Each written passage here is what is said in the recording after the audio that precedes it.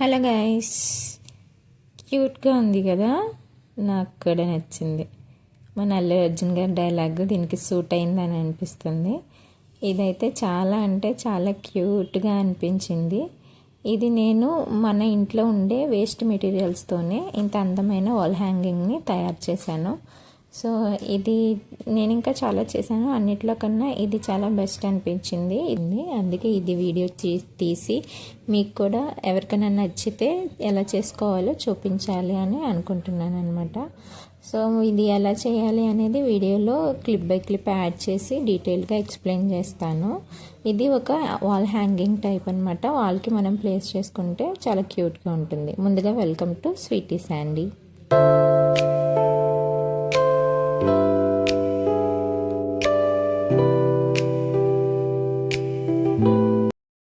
First నేను ఒక waste bucket lid తీసుకున్నాను. సో బకెట్కి వస్తూ ఉంటాయి కదా క్యాప్స్, ఆ మూతలు తీసుకుని, సో దానికి ఒక కలర్ పేపర్ ఏదైనా కానీ, నేనైతే పింక్ షేడ్ సెలెక్ట్ చేసుకున్నాను. సో దాన్ని రౌండ్గా వీడియోలో చూపిస్తున్న విధంగా కట్ చేసి పేస్ట్ చేయాలన్నమాట దీనికి. ఎందుకంటే అక్కడ చిన్న చిన్న మార్క్స్ అయితే ఉన్నాయి. సో అవన్నీ కవర్ అయిపోవడానికి నేను ఇలాగా స్టిక్ చేసుకున్నాను. So and at the same time నేను దీనికి క్లాత్ యూస్ చేస్తున్నాను. అది వచ్చి నెట్ క్లాత్ కాబట్టి ఇది క్లియర్గా కనిపిస్తుంది. అందుకనే దీన్ని హైడ్ చేయడానికి ఈ విధంగా కవర్ చేసుకున్నాను. ఒకవేళ ప్లెయిన్ ఉంటే మీరు డైరెక్ట్గా అయినా తీసేసుకోవచ్చు. సో ఇక్కడ నేను నెట్ క్లాత్ తీసుకుని దాన్ని 4 ఫోల్డింగ్స్ చేసుకుని, ఇది ఒక వేస్ట్ చున్నీ అనమాట. సో దాన్ని ఇలాగా బ్యాక్ సైడ్ స్టిచ్ చేసుకునేలాగా నేను ఫోల్డ్ చేసుకున్నాను. ఇక్కడ మనం డైరెక్ట్గా కట్ చేసేసి స్టిక్ చేసేసుకోవచ్చు, ఫినిషింగ్ బాగుంటుంది. లేదు అంటే మనం సూది దారం పెట్టి స్టిచ్ కూడా చేసుకోవచ్చు. ఫ్యాబ్రిక్ గ్లూతో అయితేనే స్టిక్ అవుతుంది, నార్మల్ ఫెవిస్టిక్తో అంత బాగా స్టిక్ అవ్వదు. సో అందుకని చెప్పేసి నేను సూది దారంతో స్టిచ్ చేసేసుకున్నాను. చాలా నీట్గా ఫినిషింగ్ అనేది బాగుండేలాగా స్టిచ్ చేశాను అనమాట. ఆఫ్టర్ దట్ మనం వేస్ట్ బ్యాంగిల్స్ ఏమైనా ఉంటాయి కదా, ఆ బ్యాంగిల్స్ తీసుకొని వీడియోలో చూపించిన విధంగా ప్లేట్ మీద అరేంజ్ చేసుకోవాలన్నమాట. ఇలా రౌండ్గా వచ్చేలాగా 8 బ్యాంగిల్స్ తీసుకున్నాను నేను. 8 రౌండ్గా వచ్చేలాగా పెట్టుకున్నాను అనమాట. బ్యాంగిల్స్ని అయితే ఫ్రంట్ సైడ్ నుంచి స్టిచ్ చేయలేము కాబట్టి ఫెవిక్లూతో నేను స్టిక్ చేసేసుకున్నాను. చాలా నీట్గా స్టిక్ అయ్యాయి. స్టిక్ చేసిన తర్వాత అట్లీస్ట్ ఒక హాఫ్ అన్ అవర్ పక్కన పెడితే అవి ఊడిపోకుండా గట్టిగా ఉంటాయి. నెక్స్ట్ వచ్చి మనం గ్రీన్ ఫ్లవర్స్ తీసుకున్నాం కదా, సో దానికోసం 2.5 ఇంచెస్తో స్క్వేర్గా వచ్చే ఒక 5 పీసెస్ తీసుకోవాలి. ఇది ఒక సింగిల్ ఫ్లవర్కి వస్తుందన్నమాట. సో ఈ ఫ్లవర్ ఎలా స్టిచ్ చేయాలనేది, ఇది ఎలా ఫోల్డ్ చేసుకోవాలనేది కూడా నేను చూపిస్తాను. So 5 pieces for single flower. So అలా ఒక 5 ఫ్లవర్స్ని నేను తీసుకున్నాను. సో ఫస్ట్ దీన్ని ఇలా ఫోల్డ్ చేసుకుని, ఈ వీడియోలో చూపించిన విధంగా ఫోల్డ్ చేసుకుని ఒక నీడిల్కి వీడియోలో చూపించే విధంగా మనం అది స్టిచ్ చేసుకోవాలన్నమాట. అంటే ఫస్ట్ అలాగా ఒక పెటల్ లాగా వచ్చేలాగా మనం దీన్ని ఎగ్జాక్ట్గా వీడియోలో చెప్పడానికి అవడం లేదు, వీడియోలో చూస్తే మీకు అర్థమవుతుంది. సో ఆ విధంగా మనం చేసుకుంటే అది ఒక పెటల్ లాగా ఫామ్ అవుతుంది అనమాట. సో అలాగే రిమైనింగ్ 4 పీసెస్ని కూడా మనం పెటల్స్ లాగా పెట్టుకుని స్టిచ్ చేసుకోవాలి. ఇది మనం హ్యాండ్ మేడ్ అనమాట, హ్యాండ్తోనే స్టిచ్ చేయగలుగుతాము.